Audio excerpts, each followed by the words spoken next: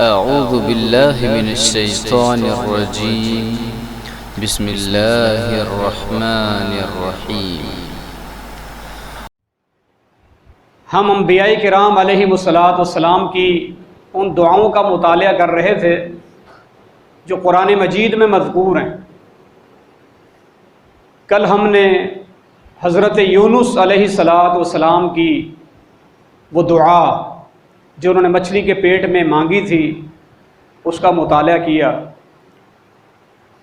آج کے درس اور سبق میں حضرت یعقوب علیہ السلام کی دو مختصر سی دعائیں، چھوٹی چھوٹی دعائیں جو انہوں نے مانگی، ان کا ذکر کریں گے۔ یہ حضرت یعقوب علیہ السلام کون ہیں؟ یہ حضرت ابراہیم علیہ السلام کے پوتے، حضرت ابراہیم علیہ السلام کے پوتے ہیں، کیونکہ ابراہیم علیہ السلام کے بیٹے کا نام ہے اسحاق علیہ السلام، اور اسحاق کے یہ بیٹے ہیں حضرت یعقوب، اور پھر آگے ان کے بھی بیٹے ہیں حضرت یوسف۔ تو یہ چار پیڑھیاں، یہ چار نسلیں اللہ تعالیٰ نے ایسی نرالی بنائی ہیں کہ چاروں کو اللہ تعالیٰ نے نبوت سے سرفراز فرمایا ہے۔ بیٹا بھی، باپ بھی، دادا بھی اور پردادا بھی، چاروں کو اللہ سبحانہ و تعالیٰ نے نبوت عطا فرمائی ہے۔ تو حضرت یعقوب علیہ السلام جو حضرت ابراہیم کے پوتے ہیں، ان کی یہ دعا ہے۔ مختصر ان کا واقعہ یہ ہے کہ جب حضرت یوسف علیہ السلام نے، یعنی ان کے بیٹے نے اپنا خواب سنایا نا والد صاحب کو کہ میں دیکھتا ہوں کہ سورج اور چاند اور 11 ستارے مجھے سجدہ کر رہے ہیں، میرے سامنے جھک رہے ہیں، تو کہا بیٹے لا تقصص رؤیاک علی اخوتک فیکیدوا لک کیدا، دیکھنا اپنا یہ خواب اپنے دوسرے جو بھائی ہیں ان کے سامنے ظاہر مت کرنا۔ بس اوقات حسد اور رقابت کے جذبات پیدا ہو جاتے ہیں، اگرچہ کوئی لازمی نہیں ہے لیکن شیطان وار کر دیتا ہے، وہ حسد پیدا کر دیتا ہے، ہونے کو دو بھائیوں میں بھی حسد ہو جاتا ہے، اور نہ ہونے کو شیطان اپنا وار خالی بھی اس کا وار چلا جاتا ہے اور حسد نہیں ہوتا، بلکہ ایک دوسرے کو آگے بڑھتے دیکھ کر خوشی ہوتی، کسی اپنے بھائی کو، دوست کو ترقی کرتے ہوئے دیکھ کر خوشی بھی ہوتی ہے، اچھا بھی لگتا ہے۔ تو لازمی نہیں کہ ہر جگہ حسد ہو، لیکن یہ ہو سکتا ہے۔ کئی جگہ اس پر فخر کیا جاتا ہے، خوشی کا اظہار کیا جاتا ہے، بلکہ دعائیں دی جاتی ہیں کہ ہمارا دوست، ہمارا بھائی، ہمارا فلاں وہ ترقی کر رہا ہے۔ تو بارکیف ایک خدشہ تھا، ایک اندیشہ تھا کہ کہیں وہ حسد میں مبتلا نہ ہو جائیں، تو اپنا یہ خواب ان کو مت سنائیے گا۔ بارکیف یا خود ان سے سنا ہو گیا، ظاہر ہے کچھ کچی عمر تھی، یا پھر کچھ ایسے اثرات انہوں نے دیکھے کہ وہ واقعتاً حسد میں مبتلا ہو گئے، اور قصہ مختصر اس حسد میں آ کر انہوں نے ان کو ایک کنویں میں پھینک دیا۔ مقصد تھا اس سے جان چھوٹ جائے، یہاں تک کہنے لگے اقتلوا یوسف او اطرحوہ ارضا یخل لکم وجہ ابیکم، اگر والد کی محبت اور شفقت چاہتے ہو تو یوسف کو راستے سے ہٹا دو۔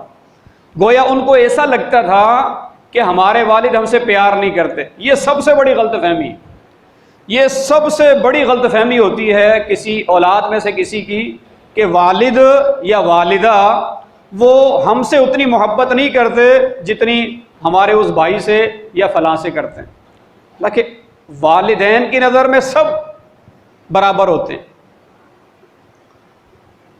وہ فرق نہیں کرتے، بس ہماری ایک غلط فہمی ہوتی ہے، ہمارا ایک شیطان جو وسوسہ ڈال دیتا ہے، ورنہ حقیقت میں والدین سب سے یکساں سلوک کرتے ہیں۔ سب کے لیے اسی طرح خلوص کے ساتھ دعائیں کرتے ہیں، سب کے ساتھ محبت اور شفقت کا معاملہ کرتے ہیں۔ رشتہ بے لوث ہے، باقی کہیں نہ کہیں رشتوں میں مفاد ہوتا ہے، لالچ ہوتا ہے، مفادات وابستہ ہوتے ہیں، دوستی کے رشتے میں بھی، میاں بیوی کے رشتے میں بھی۔ ماں باپ کا اللہ تعالیٰ نے اتنا خوبصورت رشتہ بنایا ہے جو بے لوث رشتہ ہے، وہ ہم سے کچھ نہیں مانگتے اور بدلے میں ہمیں زندگی دے دیتے ہیں، بدلے میں ہمیں کامیاب انسان بنا دیتے ہیں، پاؤں پہ کھڑا کر دیتے ہیں، وجود ہمیں دے دیتے ہیں، اتنے بے لوث۔ لیکن بھائیوں کا یہ خیال تھا کہ شاید ہمارے والد ہم سے اتنا پیار نہیں کرتے، اگر ان کی توجہ اور محبت اور شفقت چاہیے تو یوسف کو راستے سے ہٹانا پڑے گا۔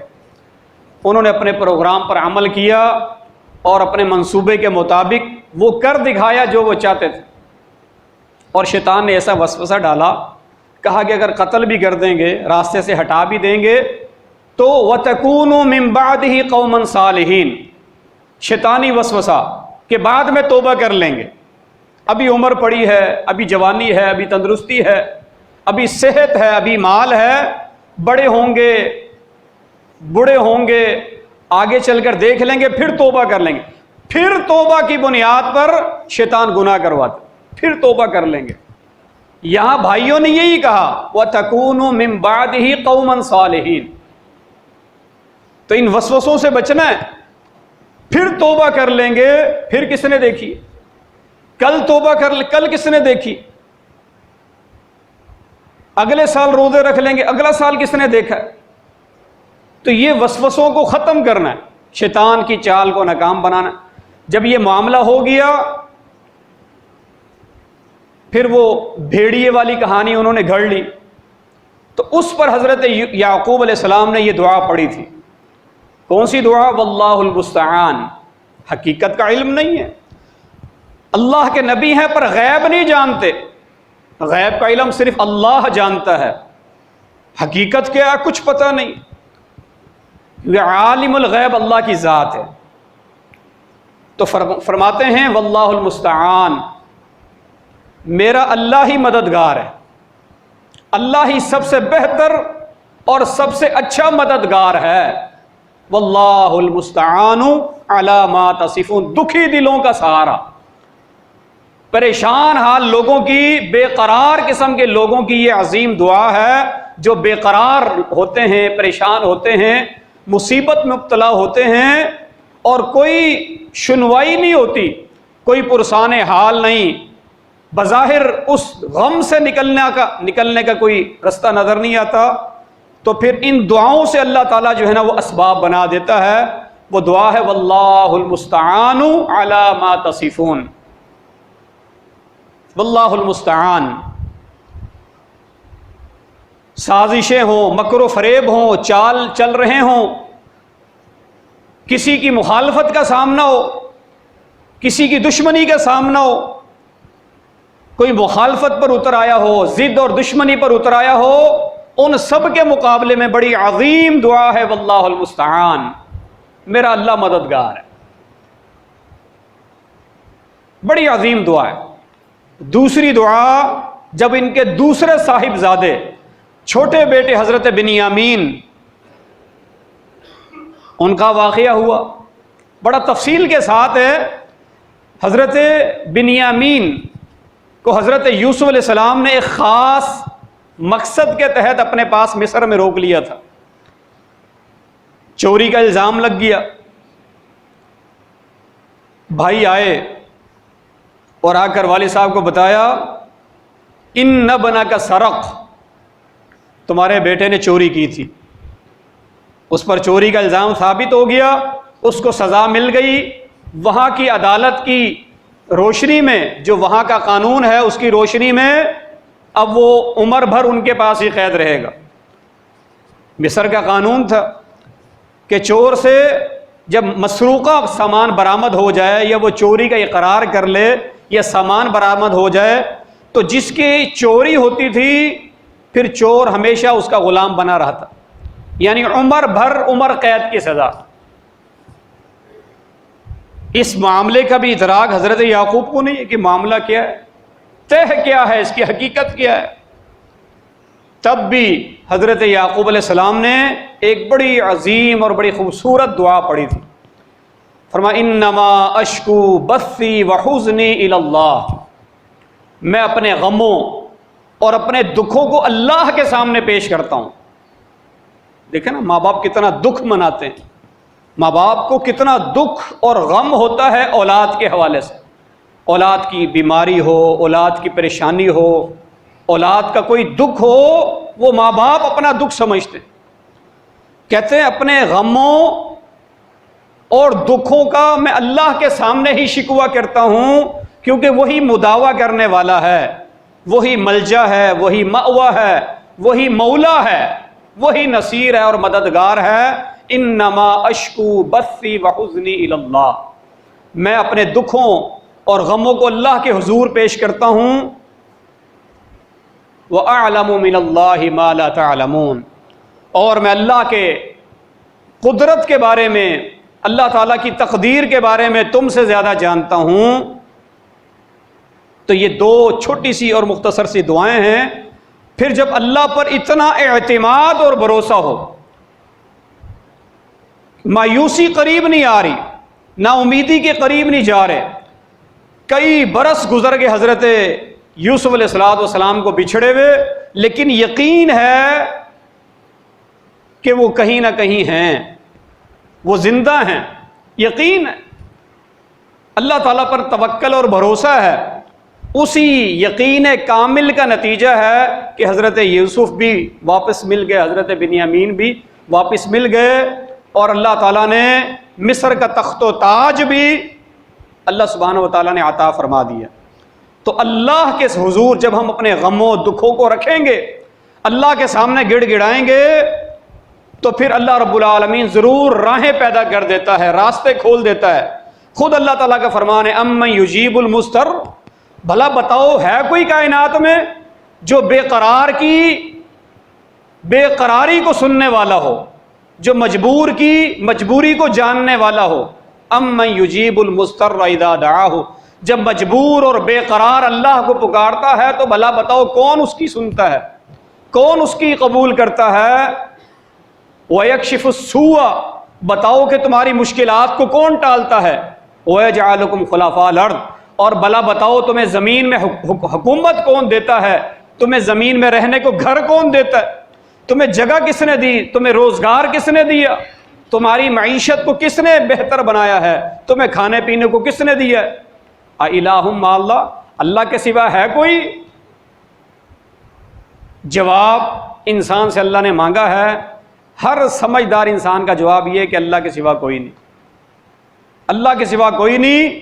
باقی جن کو لوگ پکارتے ہیں وہ تو تمہارے آنے سے بھی بے خبر ہیں، کون ہمارے درگاہ پہ آیا، کون ہمارے مزار پہ آیا، کون قبر پہ آیا۔ وَمَا يَشْعُرُونَ أَيَّانَ يُبْعَثُونَ، انہیں نہیں خبر کون آیا اور کون گیا، کس نے چادر چڑھائی کس نے نہیں چڑھائی، ان کو نہیں خبر، ان کا معاملہ اللہ کے سپرد ہے، وہ اللہ کے پاس جا چکے۔ وَمَا يَشْعُرُونَ أَيَّانَ يُبْعَثُونَ، اور قیامت کے دن فرمایا جن جن کے در پہ تم جاتے ہو، وَيَوْمَ الْقِيَامَةِ يَكْفُرُونَ بِشِرْكِكُمْ، قیامت کا دن ہوگا وہ تمہارے شرک کا بھی انکار کر دیں گے، وہ کہیں گے ہمیں تو معلوم ہی نہیں تم ہمارے پاس آتے تھے۔ تو الغرض ان دعاؤں میں ہمارے لیے سبق ہے کہ ہمیشہ ہر مشکل گھڑی میں اللہ تعالیٰ سے فریاد کی جائے، اس سے مانگا جائے، مدد بھی اس سے مانگی جائے، اور استغاثہ بھی اسی کے سامنے کیا جائے، اسی کے سامنے گڑ گڑایا جائے۔